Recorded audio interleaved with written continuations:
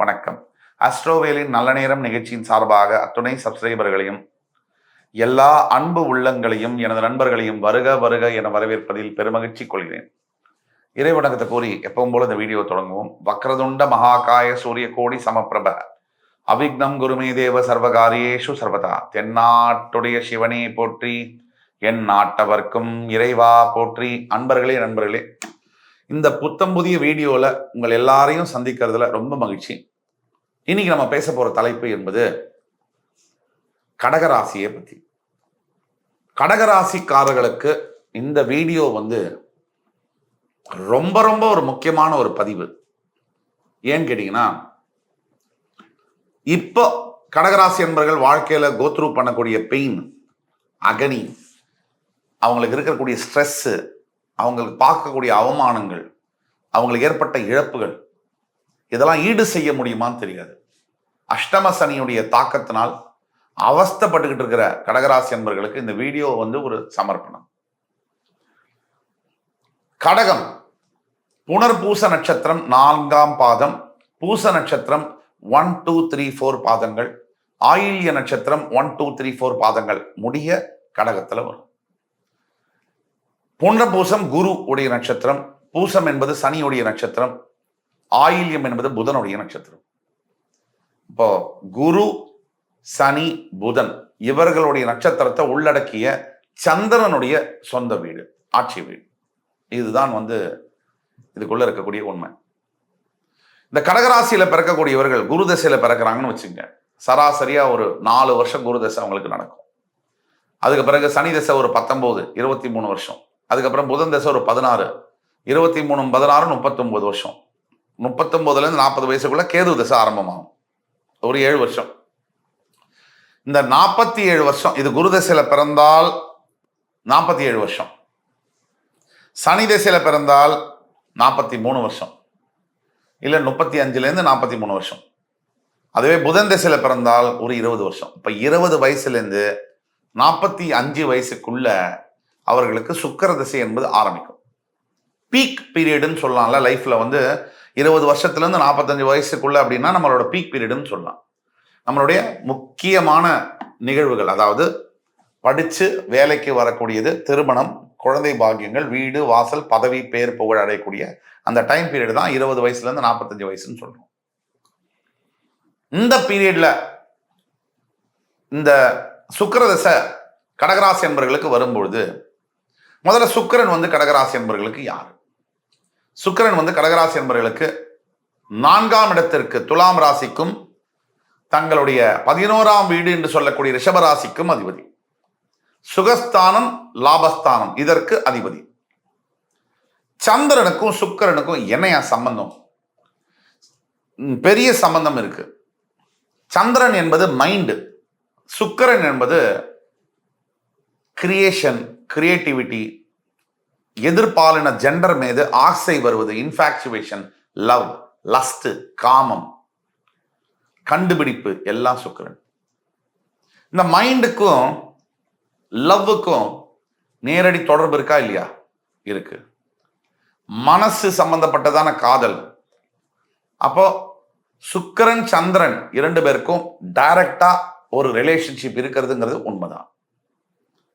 இப்ப கடகராசி என்பவர்களுக்கு அஷ்டம சனி காலகட்டங்கள் நடக்குது. ஆனா உங்களுடைய பிறப்பு ஜாதகம், சுய ஜாதகம், அதுல உங்களுக்கு சுக்கிர தசை இப்ப நடக்குதுன்னால், அந்த சுக்கிரன் சுபகிரக தொடர்பு, தனித்த புதனுடைய பார்வையோ சேர்க்கையோ உங்களுடைய ஜாதகத்துல உங்கள் ராசியிலிருந்து 4ஆம் இடத்திலேயோ அல்லது 11ஆம் இடத்துல சுக்கிரன் ஆட்சி பெற்றிருக்கிறார் அப்படிங்கிற சினாரியோ ஒரு சினாரியோ.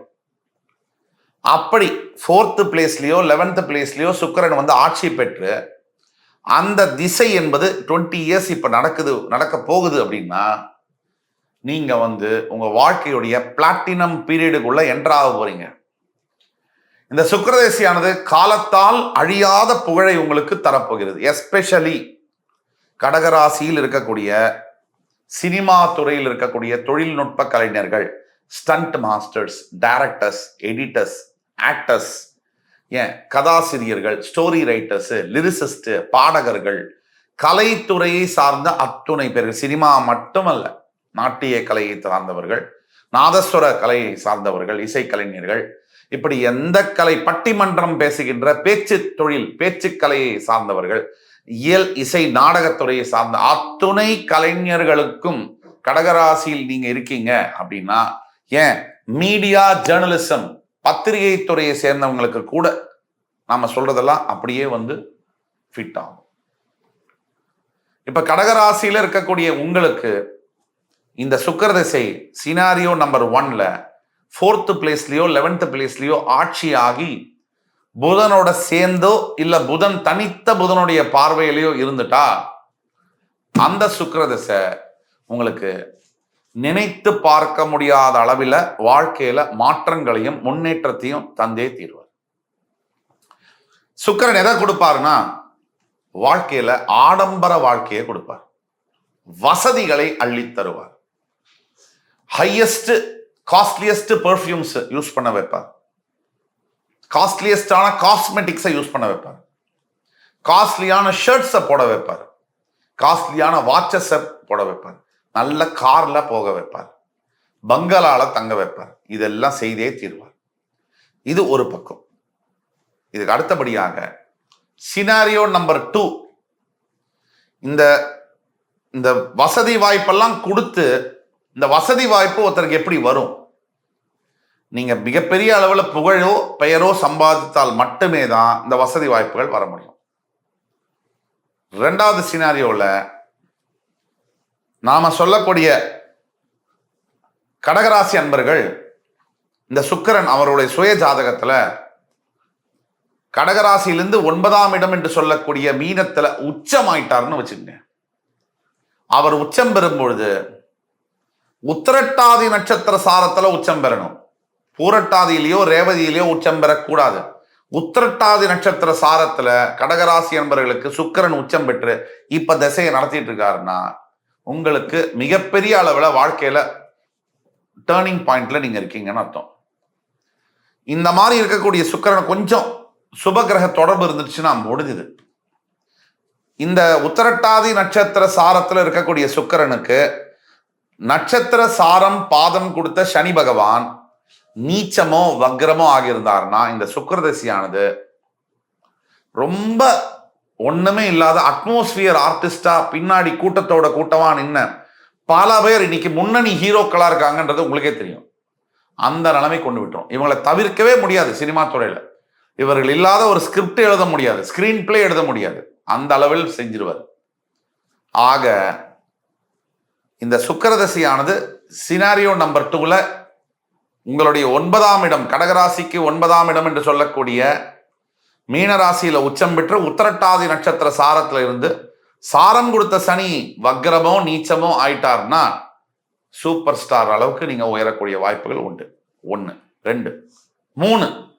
இந்த 3rd சினாரியோல உங்களுடைய சுக்கிரன், அதாவது 4ஆம் இடத்திற்கும் 11ஆம் இடத்திற்கும் அதிபதியான சுக்கிரன் உங்களுடைய 7ஆம் இடத்துல, அதாவது மகர ராசியில உட்கார்ந்துட்டார்னு வச்சுங்க. அப்படி உட்கார்ந்த சுக்கிரன் உங்கள் ராசிக்கு அதிபதியான திருவோண நட்சத்திரம் சாரம் கொடுத்த சந்திரனுடைய சாரத்தை வாங்கிட்டு உட்கார்ந்துட்டார்னா சினாரியோ நம்பர் 3ல இதே சுக்கிரதசை பிச்சு உதறும். பணம் போக்கு வாழ்க்கை, உல்லாச வாழ்க்கை, ஆடம்பர வாழ்க்கை, பல நாடுகளுக்கு போயிட்டு வருது, பல திரவியங்களை யூஸ் பண்றது, இந்த மாதிரியான அமைப்புல கொண்டு போய் விடும். ஆக காலத்தால் அழியாத புகழை தேடித் தருவது எதுனா கலைத்துறை தான்.